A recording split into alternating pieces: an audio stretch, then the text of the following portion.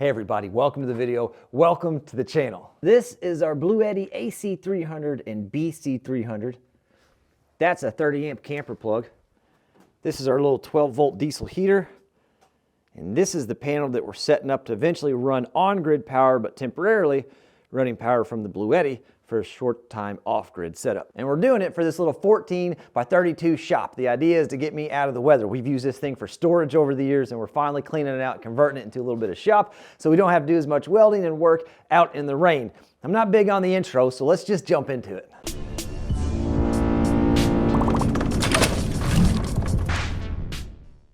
Also, how could I forget the old Miller Legend? This is a key component to the off-grid shop. Propane power. On the previous video where we left you off, we got this thing all mounted up, kind of temporarily secured in place to make sure it was going to work the way we want it to.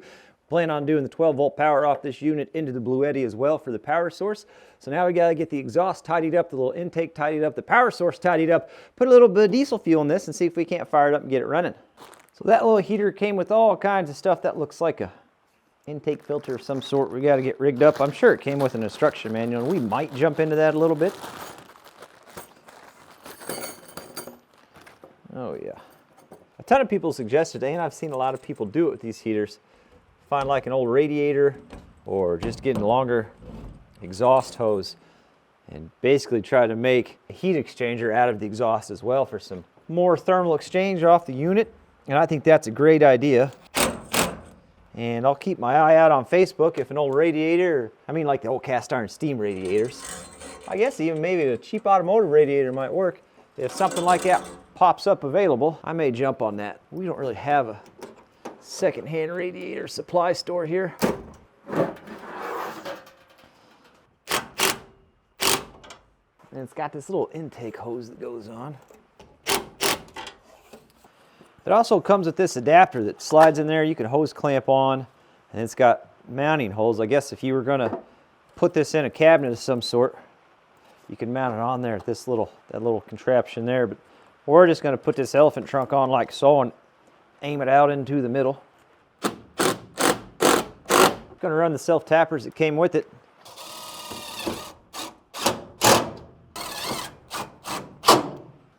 So this is the power supply that comes off that little diesel heater, and I just had this saved from, I think it was an old air compressor, quit working. Anyway, I cut that end off because I thought I might need it someday.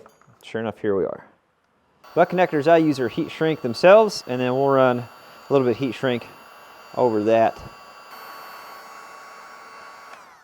All right, should be that connection, and it's fused, and it's got a fuse in there, so that's good. I just put some diesel in it. We'll plug her in here. Anybody know what any of this means? On. Oh. Well, the fan's on. Doesn't like something. Keeps tripping that. So it doesn't like that 12 volt 10 amp.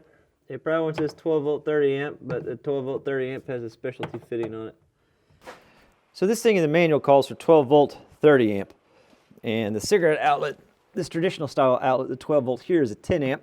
But I was hoping maybe it just didn't pull that much power on low. It does. As soon as the heater kicks on, it trips the internal breaker on the Blue Eddy. We've got 24 volt 10 amp, and we also have 12 volt 30 amp, which is what it wants. But it is an aviation style plug, which is not an uncommon thing. And I knew that, but I also had a bag of goodies and connections that came with that Blue Eddy, and I just assumed, terrible mistake, I know, that connection would have been in there. For the price of the unit, you'd think you'd get some connections. They sent this to me to try out. But if I was buying this, I would expect those connections to be in there. They aren't in there, so I had to order one. It's going to take a couple days. For now, we're going to try the old tried and true technique of just shoving some wires in some holes and make sure that that's actually the problem. I wouldn't recommend this, but go ahead and cut off this fun experiment. Oh, that was neat. You guys remember when we did this? Now here's to hoping the wiring diagram is accurate on which hole is which for pin 1 and pin 2. That'd be something too, you know, if the diagram was off. Okay. It was interesting on the output. It started around 60 watts and it slowly climbed up to around 108, 109 watts, and now it's kind of leveled out. So maybe it goes through like a warm-up process. That kind of makes sense. Fuel pump is pumping. Now I can see the fuel moving in the line. Looks like it's working some air out. This isn't putting out a crazy amount of heat. It's really not even warm yet. That's not even hot. What is going on? It's shutting itself off, shows error 10. What is error 10? Failure in ignition. Yeah, well, I agree with that because it's not putting anything out. I guess let's see if this thing's even flowing fuel. We're gonna pull this line off, get it to fire itself up and push oil up until all the air is out of that line. I don't know if that's the issue or not. After all that pumping we've been doing, the oil level is only right there. The rest of this is all air. So I'm gonna fire that up and let it pump and see if it can't get this filled up. Maybe it's just not primed. Maybe a fellow should watch some YouTube videos first, but you know, here we are. Just having a good time with it, you know? Because if there's one thing I got, it's time. Yeah, we'll just keep on wasting it. That's fine. It goes through this little startup phase and then it kicks that oil pump on. So we'll just let that climb and work all the air out of that line before we hook her back up.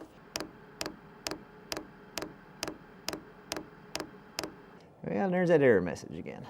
Error 10, no combustion. And I agree, there's nothing. There's nothing coming out of here warmth-wise. Exhaust is nothing. So I did a quick Google, and everything I've found shows that that error code, normally it means low voltage.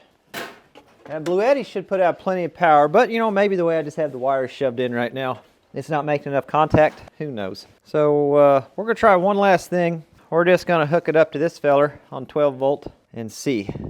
It does tell you how much voltage it's bringing in on the display, and it was bringing in plenty of voltage on here as well when it was hooked up to the Bluetti. But let's fire it up off this. 12.5 volts on that. Okay, we'll try running it off that jump pack, see if that makes a difference. In the meantime, I went the old trusty, though, the heated jacket that the Admiral and her family got me for Christmas. Basically, it's one of two things. Either we're not getting the fuel or we're not getting enough power for that combustion chamber to kick off. That's the two options we've got. I think we've eliminated the fuel. Looks like that's pumping just fine, even though people do complain about that fuel hose and replace it, and I do believe we will as well. It does seem like it's getting fuel okay. But I got several other things I want to try to get knocked out today. One of those things being, right now I only have two 100-watt panels. My mounting brackets are supposed to come in today, so I'd like to go ahead and get the wire ran up to the roof and down into that Bluetti. But to help protect the Bluetti and protect the system in general, we're going to run 10 amp breaker / disconnect. Error 8 this time. Well, we're getting new errors. That's something. Fella's going to have to dig into this a little bit further. Okay, so here's what we've got here. Oh, that came with electrical tape. All the connectors, some hardware to fasten it. This is a weatherproof box. We're going to mount it inside though. It is a 10 amp breaker up to 400 volts, which is good because we're going to be running these panels in series. So I took the short circuit amperage that they had listed for these panels times the safety factor, came up a little, I think 9-something amps, and you're supposed to pick the breaker closest to that but above, so I went with 10 amps. And when I say you're supposed to do that, I mean that's what I found. Obviously, whenever you're doing this, you're going to want to research it yourself and figure it out. This is the PV connection for the Bluetti, and this is set up to take in 2 separate arrays. So you can see the way they got that set up there. And they've got it labeled DC2, DC1, DC2, DC1. So they got everything labeled real nice and neat on the end so you can't get it mixed up. Well, a fella can always get something mixed up, I suppose. But it would take a little bit of effort.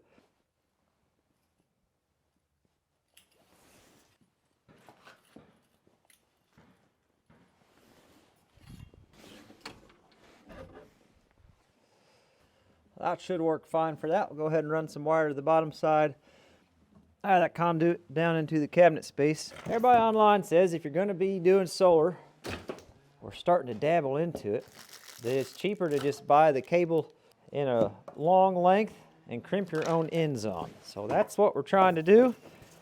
I bought this set of crimpers fairly inexpensively off the old Amazon. So let's do DC1. On this one, the positive is female, so I need to do positive male. So it looks like we stripped the wire, we put the wire into this, we crimp that, and then we slide that into the back side of this until it clicks. So I'm noticing there's 2 different types. One's smaller than the other, goes into it like that, and I would have thought that that went on the male end. But if I'm looking correctly at this male end, that one looks like the bigger one, which means the smaller one's going to go on the female connection and the thicker one's going to go on the male connection. There's that. So that should be that connection made. And then that end will just get stripped and go up into the breaker. Just double check I'm looking at this right. DC1 positive, so those two should click together now. Positive to positive. I don't think it matters which side of the breaker is positive and which side is negative. I think the only thing that matters is that we're consistent coming out the back side of that. There we go. I'm just going to pop this little DIN rail off real quick so I can get a better look at how these go into this breaker, make sure we're getting them in there good and secure. Give her the old tug test. That should do it. I looked at a whole bunch of different box designs on how to get this out onto the roof. And after looking at a bunch of stuff, I think I can just, for what we're doing, make a few fancy bends with this conduit and just have her come out of the ridge cap down onto the roof. I think that'll be fine. That's what I'm going to do. Bending conduit, especially 1/2 inch, is not a hard thing to do, and the benders are not very expensive. That's an aluminum head, and I think I paid like 60 bucks for it. If you don't do it every day, or if you're like me and the last time you bent conduit was probably close to 10 years ago, you kind of got to relearn it, so go ahead and order some extra sticks because fella's going to make a few bad bends, but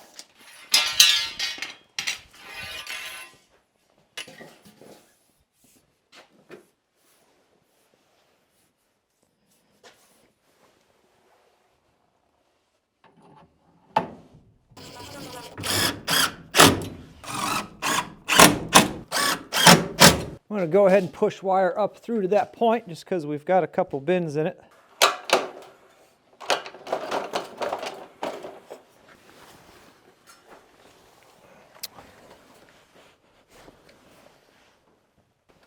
This will support me. Seems like it. So we got to go. Where are you? Oh, you're down there.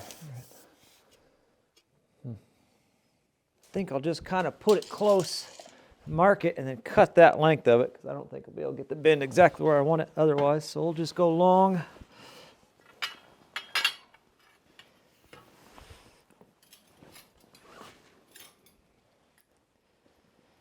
Something like that. Just gotta make sure it's actually bending and not kinking, you know.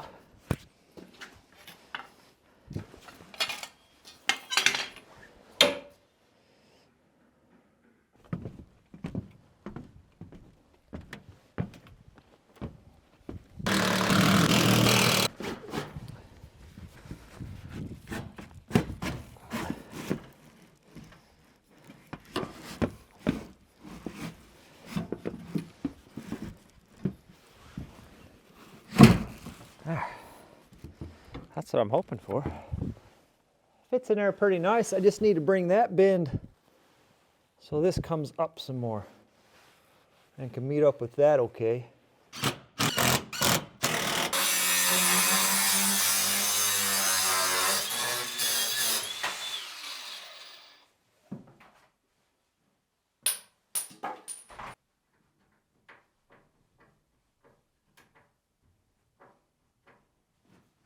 Well, in theory, we should be able to push that through the rest of the way and go do our connections up on the roof.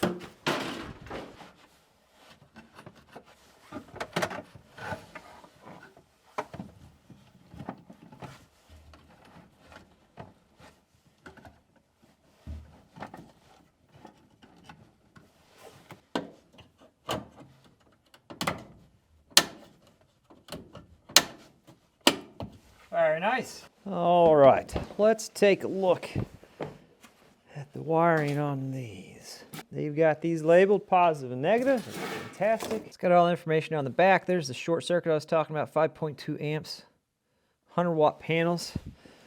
They've got each connection labeled nicely.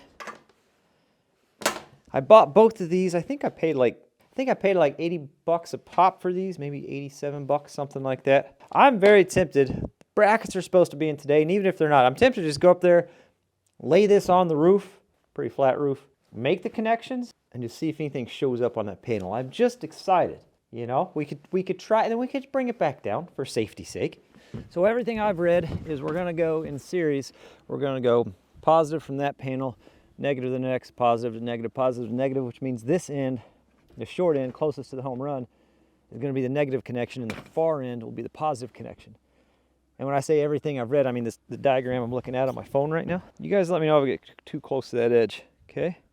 And it should go without saying, but if you don't know, when you go in series, you're adding your 12 volts. Either way, the Blue Eddy can take, I want to say 150 volts on the input, and that's per series.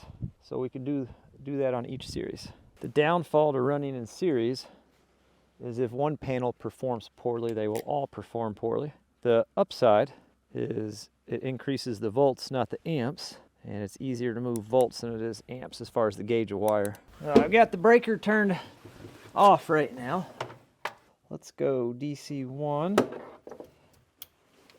So it recognizes that something is plugged into the PV, but it's not showing any watts. So the DC 1 input voltage is 22 volts. Input power wattage wise is 0. So that's something. So you can see the orange illuminated on the PV. That means it's accepting something, but it shows 0 watts. Click on it and gives us more information. So it's showing 21, shows 0 watts. Everything's just great. Yeah, like everything's just perfect. Everything's exactly the way you thought it would go. I mean, it's cloudy, so that's the thing. But not even 1 watt? So this thing does have all the data. Like, you can scroll through and see what's good and what's not. I'm on battery information. Shows the battery's good to go. I mean, I know it's cloudy out, but let's do that. Let's lay that second panel up there. All right, let's turn that off while we're up there. If we're messing with that, hopefully.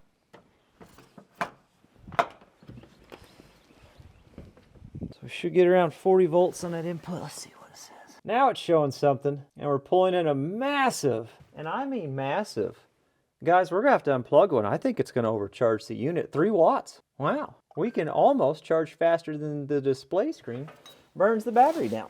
It's a cloudy day, it's a cold day, it's a poor performance day for panels. The reason I only bought 2 of those panels at the beginning, because I wanted to see if that would work for me, and I don't think they're gonna. I think we're gonna have to do what a lot of people suggested, get a higher wattage panel so we can get more out of it. We're just gonna leave them plugged in though for the time being. Hopefully those brackets come in time, we can get them mounted up later today. But I wanna run a couple other things while I got the time. So what we're gonna keep working towards, we're trying to get it so we can get this cabinet shut. That thing is isolated, nice and neat and protected inside that cabinet. So the next thing I wanna do is go ahead and run some outlets. That way we can actually plug into some outlets running off the panel instead of having to plug in underneath every time. We're just gonna run a simple handy box right there. We're gonna wanna avoid touching any of that right now. So in theory,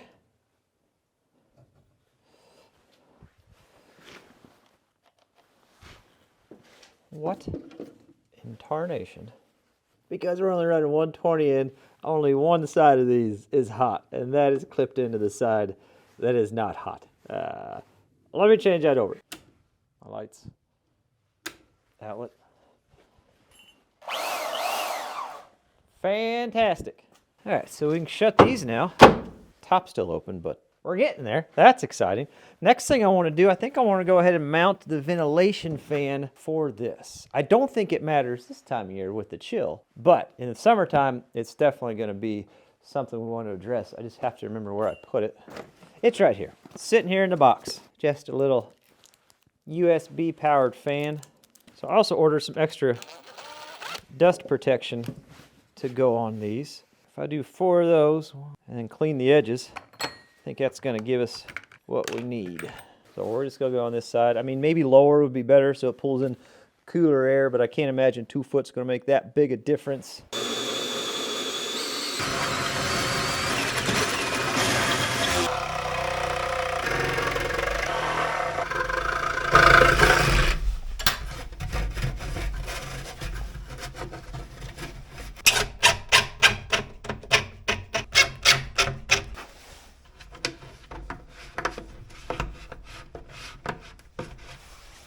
So the next step is a hookup from Vevor.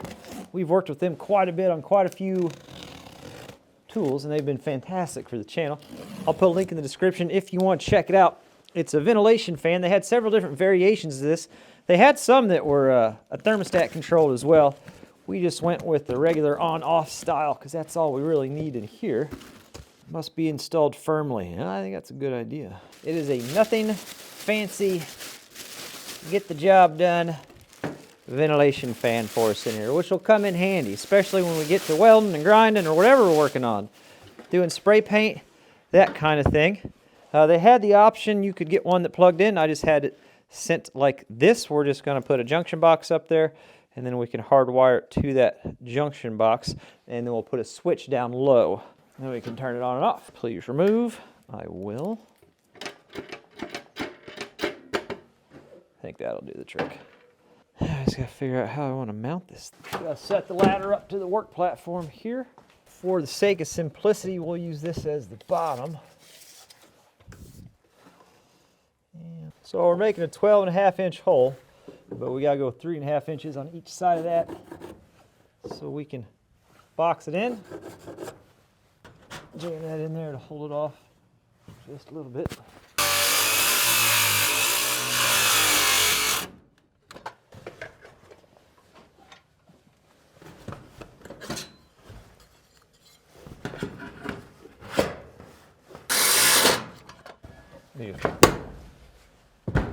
Didn't even cut the metal.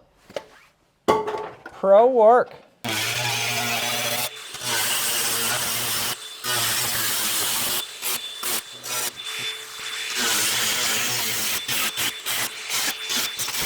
Now we're going to be cheating here just a little bit, okay? It's a touch easier this way.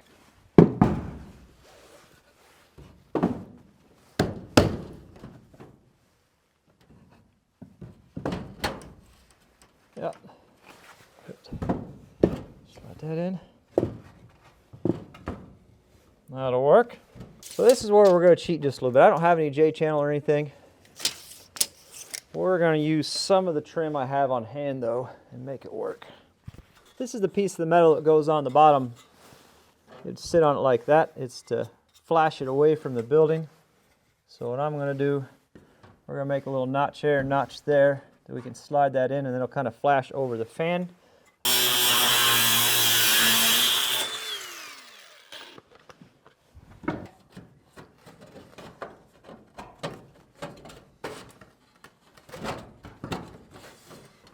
Just like that.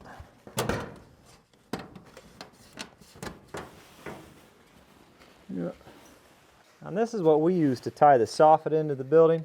I've got some of it left over. We're just going to kind of shove it on that edge. Dress it up just a touch. And then once we get these boards in place, those boards will kind of sandwich all that on there for us. And then for the bottom, we're just use a real fancy brake here. That's going to cover that like so.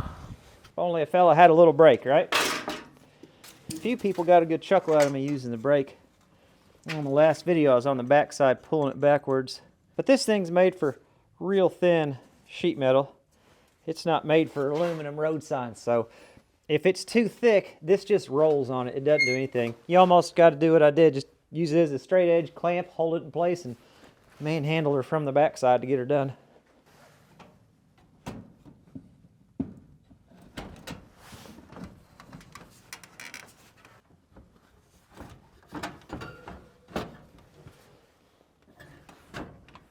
Tied up against that like that. Yeah, that's good.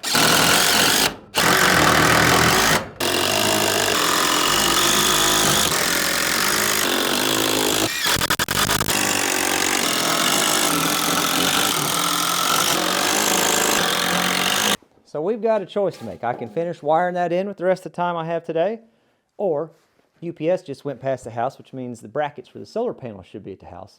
We can go up and fight this mist and try to get those brackets and panels installed so they're mounted. Yeah, I agree. Let's do the panels. Okay. Now let's see if these are what we need. A lot of people suggested these. Well, when I was looking at reviews online, it's not a full-on track system. It's individual mounts for each panel. We'll see if we like them or not. It's raining just a little bit, so perfect time to be on a metal roof. So these aren't exactly what I thought they would be. The description read that it would fit over the rib of the metal. They're a little bit bigger than the rib, so they're not going to work exactly how I envisioned, but I think we can still give them to work. Comes with a bunch of these little rubber pieces, a whole bunch of self-tappers and bolts, which is nice. So here's what I'm just realizing is going to be the big issue, is the spacing between the ribs. Are we going to get lucky with that, or are we going to have a big problem? I think we're going to have a big problem.